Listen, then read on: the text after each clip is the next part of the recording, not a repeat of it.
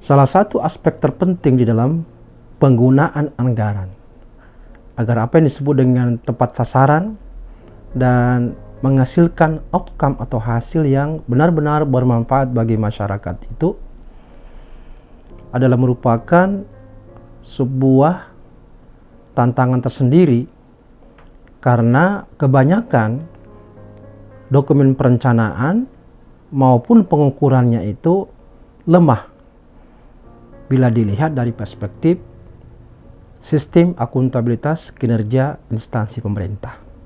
Maka kali ini kita akan membahas mengenai cara menyusun pohon kinerja atau dalam istilah perencanaan cascading dan cross-cutting dalam dokumen baik di RPJMD maupun Renstra pada Pemda agar betul-betul memenuhi kriteria SAKIP.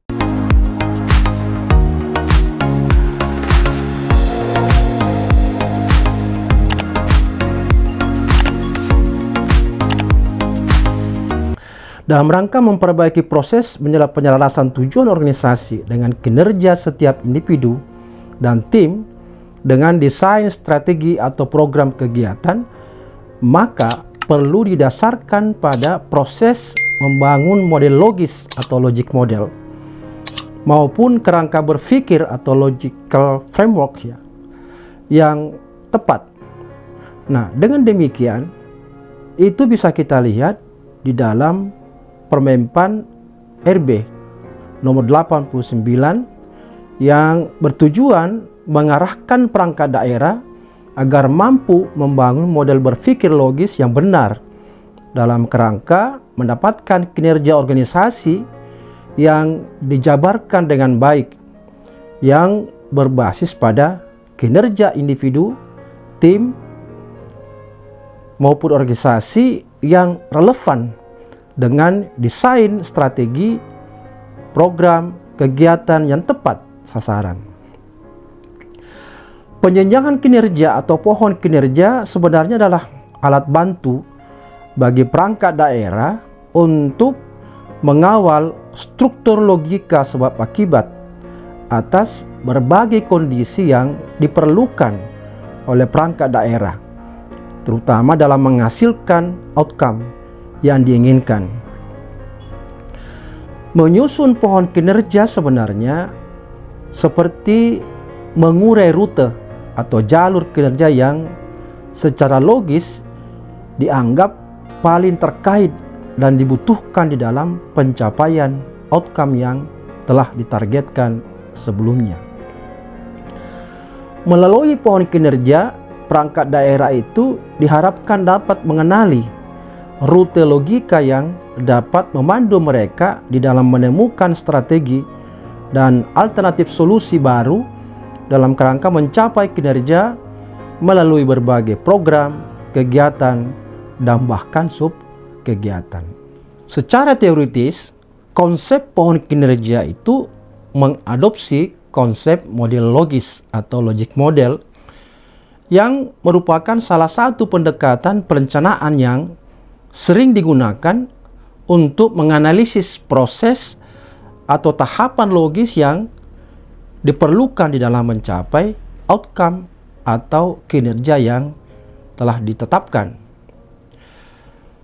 Selain model logis atau logic model juga merupakan alat atau metode yang digunakan untuk membantu proses berpikir logis di dalam menjabarkan bagaimana berbagai kondisi yang saling terkait dan berinteraksi untuk menciptakan kondisi hasil yang diinginkan.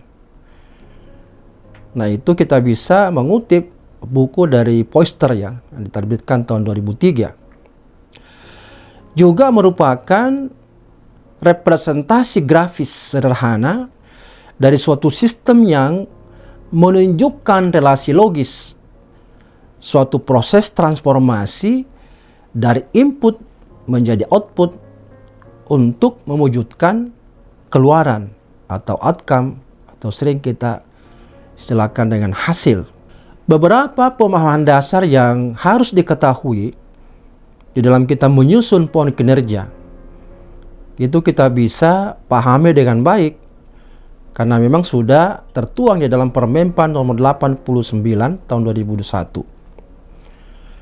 Di dalamnya ini menyangkut yang pertama adalah penjenjangan kinerja itu adalah merupakan sebuah proses penjabaran dan penyelarasan sasaran strategis, indikator kinerja, dan target kinerja organisasi kepada unit organisasi sampai ke level individu pegawai. Yang kedua, kinerja itu adalah keluaran atau hasil dari kegiatan atau program yang telah atau hendak dicapai sehubungan dengan penggunaan anggaran dengan kuantitas dan kualitas yang terukur. Yang ketiga adalah indikator kinerja itu adalah ukuran keberhasilan yang akan dicapai dari kinerja program dan kegiatan yang telah direncanakan sebelumnya. Yang keempat, hasil atau outcome adalah segala sesuatu yang mencerminkan berfungsinya keluaran dari kegiatan-kegiatan di dalam suatu program. Pedoman mengenai cara menyusun penjenjangan kinerja itu mengacu pada Peraturan Menteri PAN-RB nomor 89 tahun 2021 tersebut guna mendukung pencapaian kinerja organisasi perangkat daerah. Nah, penjenjangan kinerja ini terdiri atas 5 tahapan. Tahapan tersebut yang pertama adalah kita harus mampu untuk menentukan hasil atau outcome yang akan dijabarkan di dalam penjenjangan kinerja. Tahapan kedua adalah kita harus mampu menentukan faktor kunci keberhasilan daripada suatu program atau disebut dengan critical success factor atau sering disingkat dengan CSF. Yang keempat adalah harus bisa menguraikan faktor kunci keberhasilan atau critical success factor tersebut kepada kondisi antara sampai kepada kondisi yang paling operasional. Berikutnya adalah bagaimana mampu merumuskan indikator kinerjanya. Kemudian menerjemahkannya pohon kinerja ke dalam komponen perencanaan dan kinerja jabatan yang merupakan upaya untuk merumahkan hasil penyusunan CSF tersebut ke dalam pohon kinerja. Penjenjangan kinerja yang dilakukan oleh instansi pemerintah itu dapat digunakan dalam rangka untuk pertama tentu untuk menyelaraskan kinerja perangkat daerah kepada kinerja unit dan kinerja individu. Yang kedua, penilaian kinerja perangkat daerah, unit kerja, dan individu secara berjenjang. Berikutnya, penetapan program dan kegiatan secara fokus dan tepat. Berikutnya adalah penggunaan sumber daya yang bisa digunakan agar efektif dan efisien. Tentu sesuai dengan target-target yang sudah ditentukan, maka sumber daya itu mensupport pencapaian target sehingga tidak ada penggunaan sumber daya yang kemudian tidak relevan dengan kebutuhan untuk mencapai target. Penjenjangan kinerja juga ini akan mampu memberikan implikasi bagi bagaimana penataan struktur organisasi yang tepat. Perangkat daerah yang sesuai dengan amanah yang diberikan. Sehingga tidak ada organisasi yang menerima amanah yang tidak sesuai dengan program yang telah ditentukan. Model logis ini terdiri dari tahapan kondisi yang saling berkaitan, berhubungan di dalam membentuk outcome atau hasil yang diharapkan. Tahapan kondisi ini membentuk sebuah alur logis yang tersistem yang sering dinamai dengan rantai nilai atau value chain. Yang model sederhananya itu terdiri dari input, proses, output, dan outcome. Nah, input ini merupakan besaran sumber daya yang dibutuhkan oleh sebuah perangkat daerah untuk memproduksi output maupun keluaran, baik itu berupa barang, jasa, maupun administrasi. Sedangkan proses itu merupakan aktivitas atau upaya yang dilakukan untuk mengolah input menjadi output dan outcome. Output atau outcome ini merupakan barang atau jasa atau mungkin berupa administrasi yang dihasilkan oleh perangkat daerah dalam rangka mencapai outcome. Sedangkan outcome sendiri merupakan hasil dari berfungsinya output. Nah, dengan kerangka berpikir demikian, maka kita bisa mengetahui bahwa outcome itu dapat dihasilkan jika output berfungsi dengan tepat, ya. Selain itu, yang paling harus dipahami adalah harus mampu membedakan mana output dan mana outcome.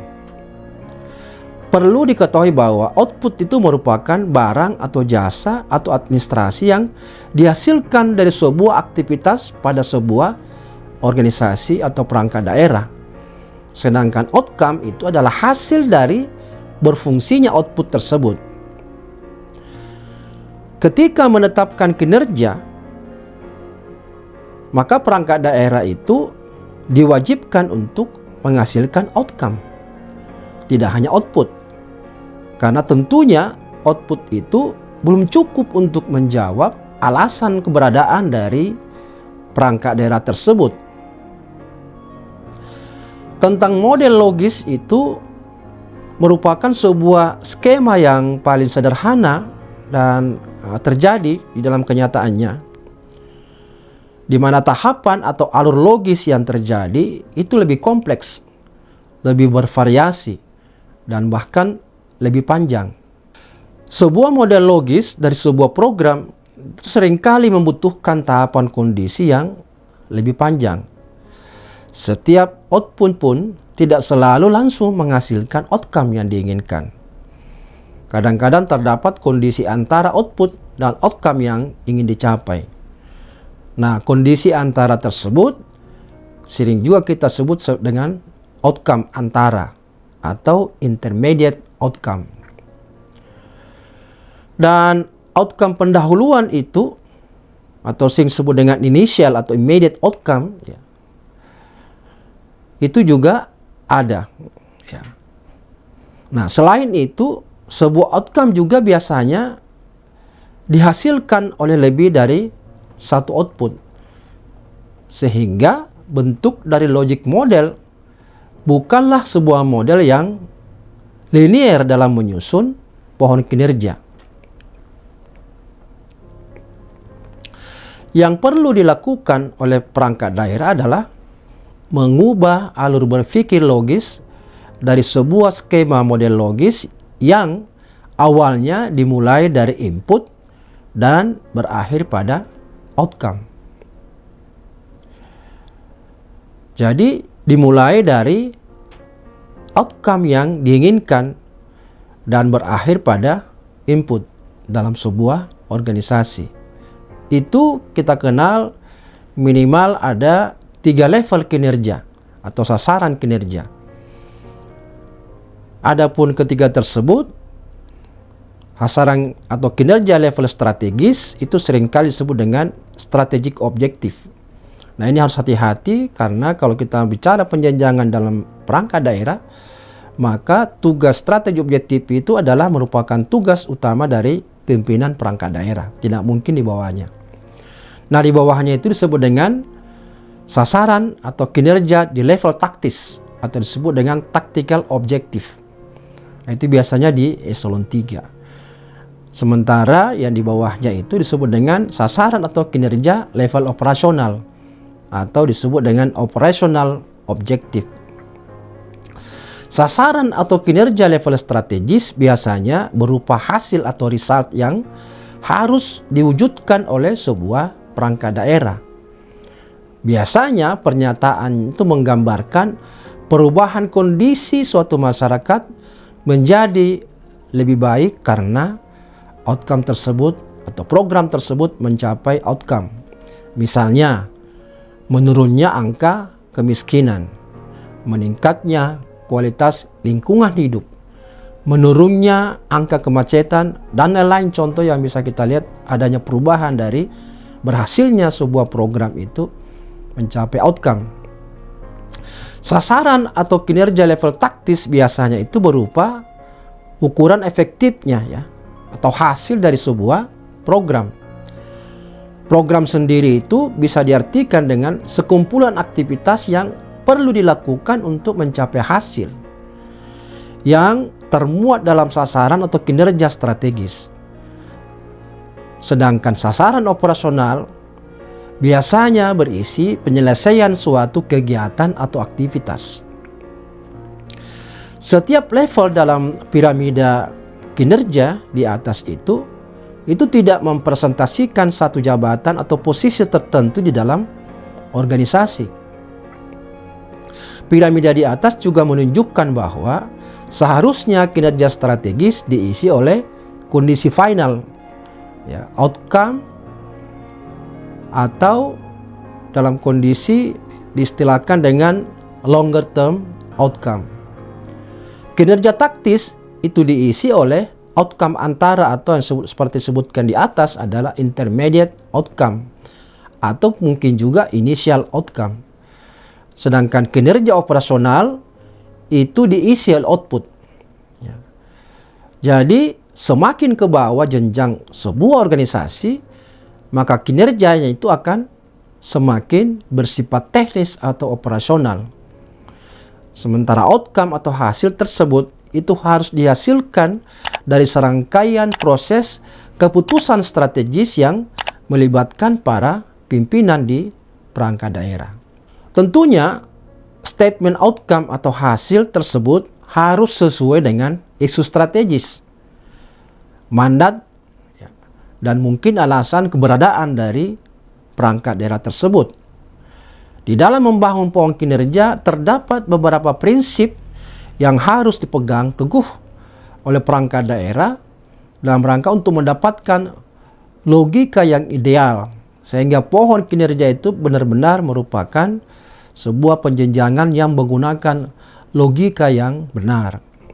Prinsip tersebut dapat dibagi menjadi dua, yaitu prinsip umum dan adapun prinsip-prinsip umum di dalam membangun pohon kinerja itu pertama harus logis, yang bermakna suatu pohon kinerja itu harus menggambarkan hubungan sebab akibat, ataupun jika maka pohon kinerja disusun untuk mengawal ketepatan logika kondisi yang berada di level atau hierarki level tinggi adalah akibat atau hasil dari kondisi atau hierarki yang di bawahnya. Yang kedua adalah empiris. Bermakna suatu pohon kinerja itu harus berdasarkan kondisi, isu strategis atau permasalahan faktual yang terjadi. Fungsi pohon kinerja adalah untuk mendapatkan alternatif solusi atau pemecahan masalah yang dibutuhkan oleh perangkat daerah agar mendapatkan alternatif pemecahan masalah yang tepat. Tentu penyusunan pohon kinerja ini harus didasari pada kondisi faktual di lapangan dan berdasar pada bukti atau evidence dan informasi yang kita bisa andalkan. Prinsip umum yang ketiga bahwa pohon kinerja itu harus bersifat antisipatif, yakni suatu pohon kinerja itu harus disusun dengan mempertimbangkan kondisi masa depan pemerintah daerah karena akan digunakan dalam jangka waktu lebih dari 1 tahun. Yang keempat adalah dinamis. Jadi bermakna bahwa suatu pohon kinerja itu harus mengikuti perubahan lingkungan strategis. Hal ini bermakna bahwa jika memang diperlukan, pohon kinerja itu harus bisa disempurnakan secara terus-menerus, bisa diubah, bahkan disusung ulang. Untuk apa? Untuk mengakomodir perubahan-perubahan yang terjadi selanjutnya. Pohon kinerja harus mendukung perangkat daerah menjadi lebih dinamis dan berorientasi pada hasil, sehingga menjadikan pohon kinerja itu sebagai acuan yang tidak dapat diubah merupakan adalah hal yang salah kaprah. Prinsip yang kelima adalah holistik. Hal ini bermakna bahwa suatu pohon kinerja harus mempertimbangkan keterkaitan dengan urusan lainnya. Penyusunan pohon kinerja seharusnya tidak tersekat oleh urusan atau kewenangan yang akan membatasi keluasan cakupan analisis. Para penyusun itu perlu untuk membuka kemungkinan adanya pengaruh dari urusan lainnya pada pohon kinerja yang akan dibuat. Prinsip yang keenam adalah out of the box. Bermakna bahwa suatu pohon kinerja itu harus senantiasa mengedepankan kerangka logis untuk mendapatkan upaya atau strategi terbaik, bukan untuk mempertahankan status quo. Penyusun harus berusaha untuk mampu mencari alternatif kondisi atau solusi lain di luar rutinitas atau kondisi yang ada. Prinsip yang ketujuh adalah materialitas. Bermakna bahwa suatu pohon kinerja harus bisa diisi oleh kondisi-kondisi yang penting, strategis, dan paling berdampak. Apabila organisasi atau perangkat daerah dihadapkan pada keterbatasan sumber daya yang membuatnya harus menentukan pilihan dari berbagai solusi yang dihasilkan dari pohon kinerja tersebut, maka pilihan solusi harus dijatuhkan pada yang paling penting, yang paling strategis, dan yang paling berdampak. Nah, setelah memahami tentang pohon kinerja dan model logis, perangkat daerah juga diharapkan lebih memiliki pemahaman dasar tentang tahapan penjenjangan kinerja. Hal ini karena penyusunan pohon kinerja itu akan menjadi dasar dalam penjenjangan kinerja di perangkat daerah. Untuk menyusun penjenjangan kinerja, terdapat serangkaian tahapan yang perlu dilakukan oleh perangkat daerah. Karena ini merupakan tahapan, maka seharusnya perangkat daerah tidak memiliki atau tidak melewati satu tahapan dan lompat ke tahap lainnya. Secara umum terdapat 5 tahapan yang perlu dilalui agar supaya pohon kinerja ini penyusunannya baik. Tahap-tahap tersebut adalah tahap penyusunan pohon kinerja, tahap untuk menerjemahkan pohon kinerja ke dalam komponen perencanaan dan struktur organisasi. Tahap pertama dari penyusunan pohon kinerja adalah menetapkan outcome atau hasil yang akan dijabarkan di dalam pohon kinerja. Penentuan outcome atau hasil apa yang akan dijabarkan memerlukan kesepakatan bersama, khususnya dari para penentu keputusan strategis, karena ini akan mempengaruhi bangunan kinerja perangkat daerah yang dipimpinnya.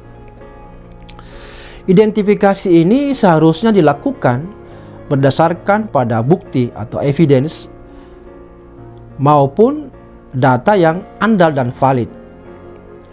Identifikasi outcome juga harus terkait dengan hal-hal yang bersifat faktual atau empiris, ataupun berdasarkan hal-hal yang bersifat strategis atau isu-isu strategis yang terjadi, dan bukan hanya berdasarkan pada perkiraan semata. Outcome atau hasil tingkat perangkat daerah harus menggambarkan outcome atau hasil yang strategis, atau seperti yang disinggung sebelumnya, yaitu strategic objective. Outcome atau hasil strategis sendiri seharusnya itu menggambarkan perubahan kondisi lingkungan dari masyarakat, karena hal tersebut menggambarkan pengaruh atau keberadaannya bagi lingkungan atau masyarakat. Secara umum, terdapat beberapa faktor yang mendasari sebuah instansi pemerintah atau perangkat daerah di dalam menetapkan outcome atau strateginya. Faktor yang mendasari tersebut antara lain, pertama, mandat atau tugas dan fungsi yang diembannya sesuai dengan ketentuan peraturan regulasi yang ada. Dasar yang kedua adalah isu strategis atau permasalahan yang dihadapi dan yang akan dihadapi. Yang ketiga adalah ekspektasi atau harapan masyarakat dan atau para stakeholders.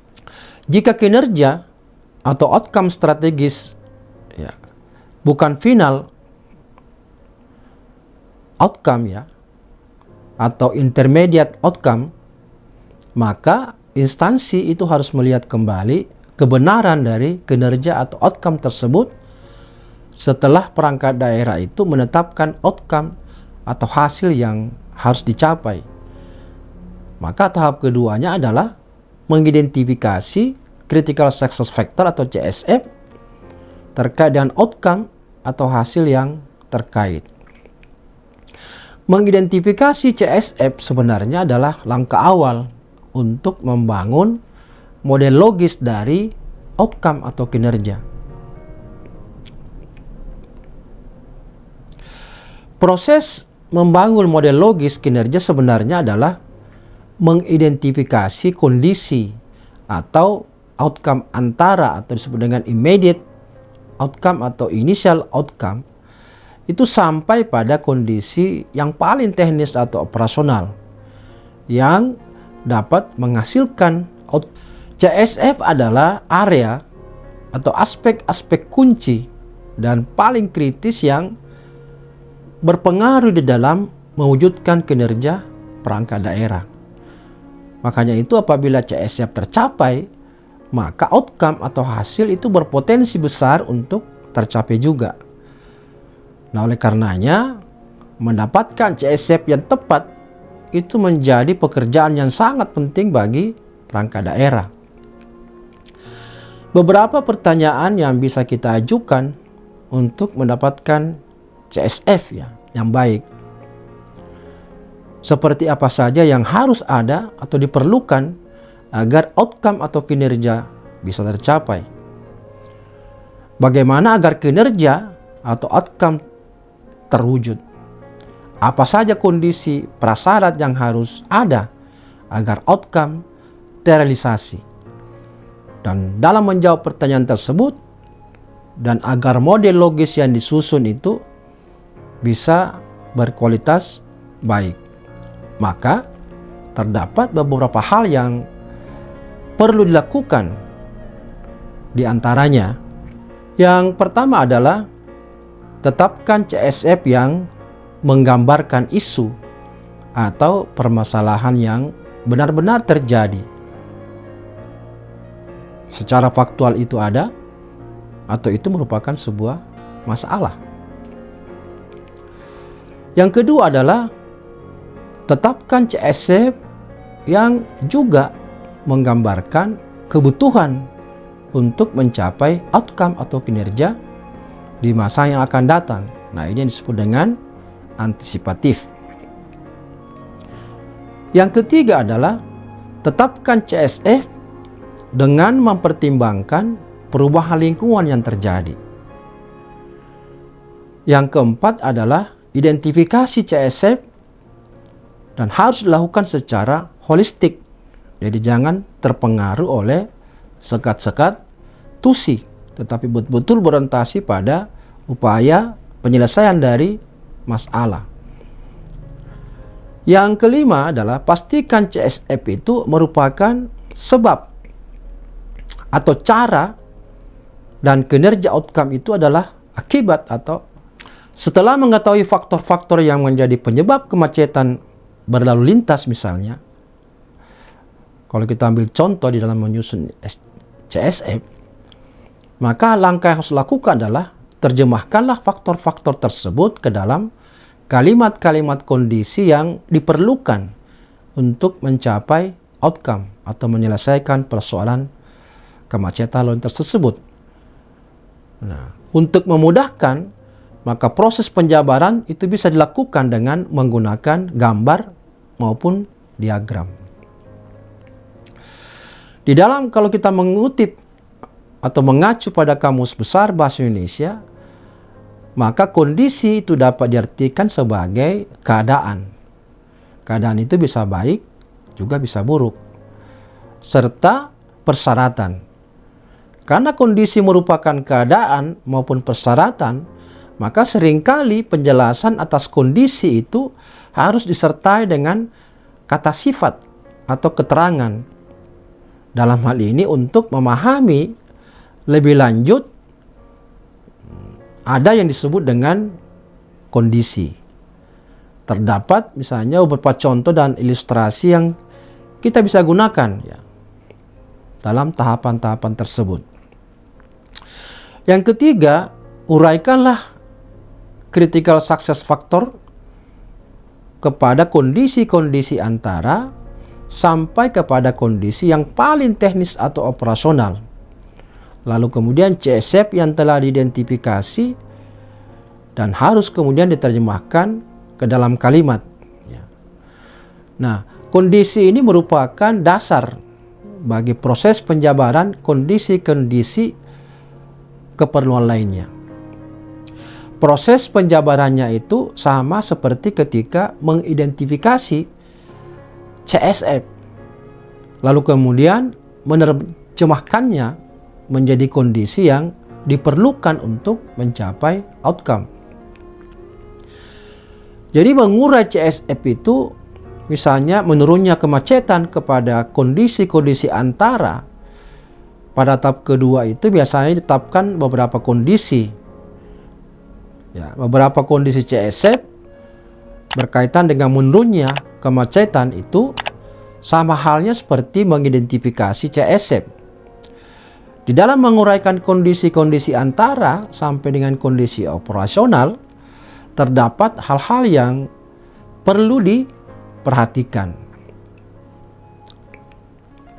Hal tersebut adalah identifikasi kondisi antara tanpa terlebih dahulu mengaitkannya dengan komponen perencanaan.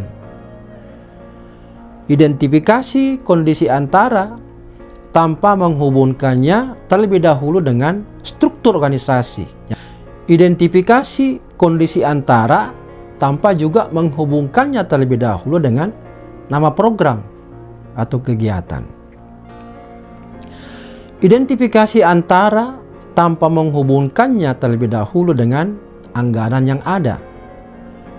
Demikian juga identifikasi kondisi antara sampai dengan kondisi yang paling operasional dapat dilakukan sesuai dengan kebutuhan dari jenjang perangkat daerah yang kita berada. Identifikasi kemungkinan adanya outcome antara yang bisa saja menjadi kinerja organisasi atau perangkat daerah lain. Inilah yang kita sering sebut dengan cross-cutting. Nah, identifikasi juga adanya redundansi ya, atau berlebihan ya. Identifikasi juga kemungkinan kelalaian mengenali adanya hubungan sebab akibat. Evaluasi derajat kepentingan masing-masing sehingga di dalam menetapkan rumusan mengenai jalan keluar bagi penyelesaian tadi berkaitan dengan menurunnya ya, angka kemacetan itu bisa ditemukan berbagai macam kondisi yang kemudian itu diturunkan menjadi sebuah program yang kemudian selanjutnya disusunlah apa indikator kinerja daripada program tersebut sehingga akan melahirkan kegiatan, dan kegiatan ini bisa diturunkan lagi menjadi subkegiatan.